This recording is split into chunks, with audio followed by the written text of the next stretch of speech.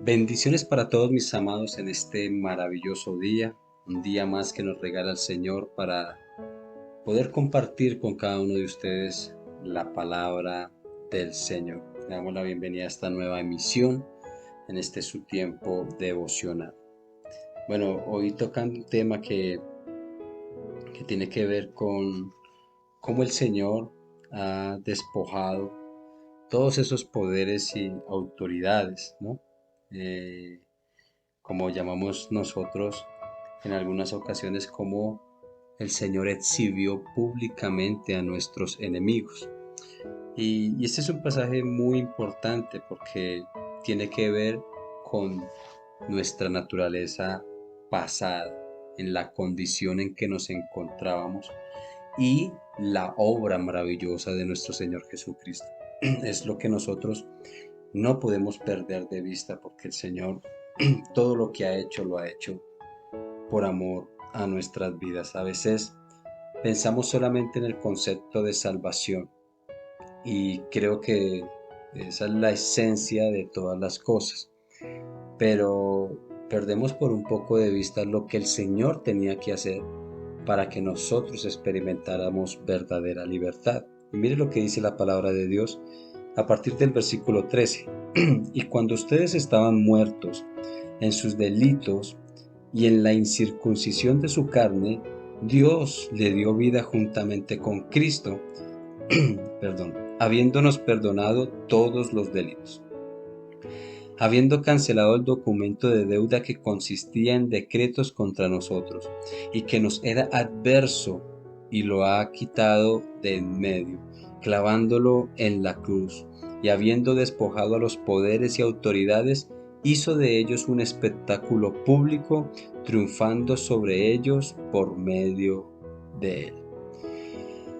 Bueno, la palabra de Dios es bastante clara cuando vemos la condición como individuos, ¿cierto? Al estar muertos en nuestros delitos, en nuestros pecados, el ver esa nueva vida que viene por medio de Cristo Jesús. Esta naturaleza pecaminosa, eh, como inclusive lo hablábamos el día domingo, esta vieja naturaleza, este viejo hombre, eh, la palabra muerte significa separación. Y esto nos lleva a poder identificar que aunque hayan muchas personas en el mundo entero, todos han sido creados por Dios. Y aunque podamos decir que fuimos creados a imagen y semejanza, no quiere decir que por eso el Señor tenga que aceptar nuestra vieja manera de vivir. Al contrario, cuando vivimos en pecado, vivimos apartados y separados del Señor. Pero vemos que cuando nosotros vemos la obra redentora de nuestro Señor Jesucristo, es allí en donde vemos lo que dice el versículo 13, que Él nos dio vida juntamente con Él.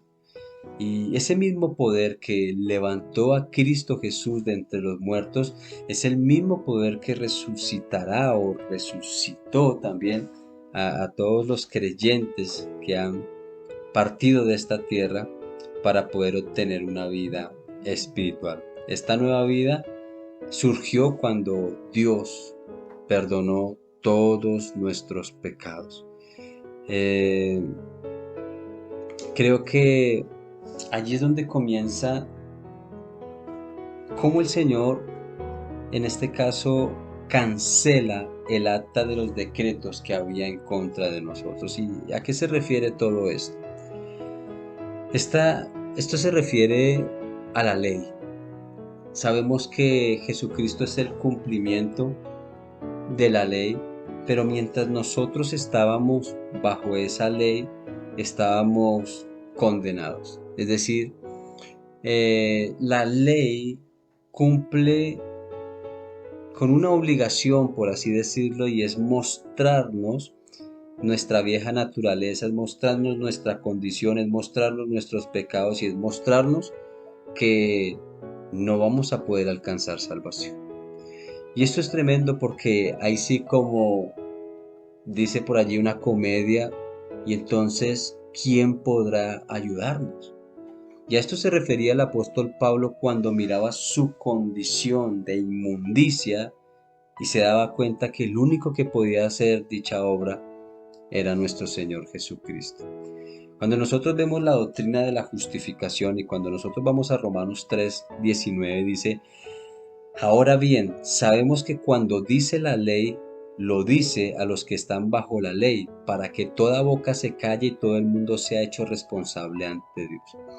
Y allí vamos a ver, por más sabiduría que encontremos en el mundo, por más conocimiento que encontremos en el mundo, y aún inclusive por más conciencia que tengamos nosotros entre el bien y el mal, nos vamos a dar cuenta que por ende somos culpables y somos condenados.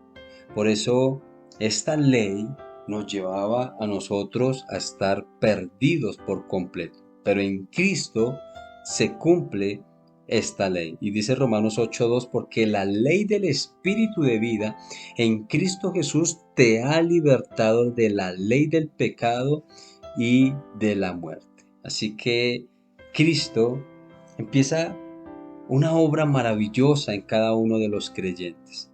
Y es allí en donde vemos que Jesucristo cumplió con esas demandas y al darnos vida en vez de muerte, ahora pertenecemos a Él. Esto quiere decir algo muy importante y es que ya no le pertenecemos al diablo, y aunque nos demos cuenta por medio de la ley que hemos fallado y que hemos pecado, tenemos abogado juntamente con Cristo, es decir, Él nos perdona siempre y cuando nosotros nos apartemos, porque cuando no lo hacemos, es como si estuviese firmado un documento allí en donde tenemos una deuda, ¿cierto? Y al ser incapaces de pagar esta deuda, pues es allí en donde nos vamos a considerar como, eh, bueno, sí, deudores, valga la redundancia, pero esta deuda, así como lo dice alguna parábola, nos lleva a nosotros a estar encarcelados. Y esta cárcel es espiritual, es una condena, es juicio, es la ira de Dios sobre aquellos que no quieren someterse a la voluntad del Señor. Sin embargo, la muerte de nuestro Señor Jesucristo hace que esta deuda sea cancelada. ¿Y cómo lo hace? Pues fue allí en donde el Señor clavó en aquella cruz todas nuestras deudas. ¿En quién? En el enemigo, en Satanás. Dice la palabra que los exhibió públicamente, y es allí en donde queda demostrado que todo lo que había en contra de mi vida fue llevado a la cruz. Dice Krishna Ral que Jesús tomó cuerpo por nosotros, tomó nuestra culpa y la llevó, rompió nuestros grilletes y liquidó toda nuestra terrible deuda. Es por eso que nosotros no podemos olvidar tan inmenso amor. Cuando Cristo cumple las demandas de la ley, pues despoja de su poder a los principados y a las potestades demoníacas, triunfando sobre ellas. Yo sé que hoy en día hay mucho cristiano eh, tratando de pelear con el diablo y tratar de atarlo, de encadenarlo y de destruirlo, pero esa obra ya la hizo el Señor. Yo sé que hay muchas personas que han tergiversado lo que es la guerra espiritual. Y no quiero decir que el mal no exista, no quiero decir que la brujería no existe, no quiero decir que no haya envidia, que no hayan personas que quieran hacer diferentes tipos de trabajos para tratar de afectar a los demás y para tratar de destruirlos. Pero cuando nosotros estamos en Cristo Jesús, tenemos que entender algo, y es que nuestros enemigos, nuestros principales enemigos, inclusive el principal enemigo de Jesús, que era la muerte, fue destruida. Así que Satanás no puede hacer absolutamente nada si el Señor no lo permite. De hecho, dice la palabra que si yo me someto al Señor, el enemigo tiene que huir, y aunque el enemigo intente arañar e intente hacernos zancadillas, no podrá hacer nada en aquellos que verdaderamente han entregado sus vidas al Señor, en aquellos verdaderos cristianos que entienden que han sido libertados de esas malvadas fuerzas del enemigo,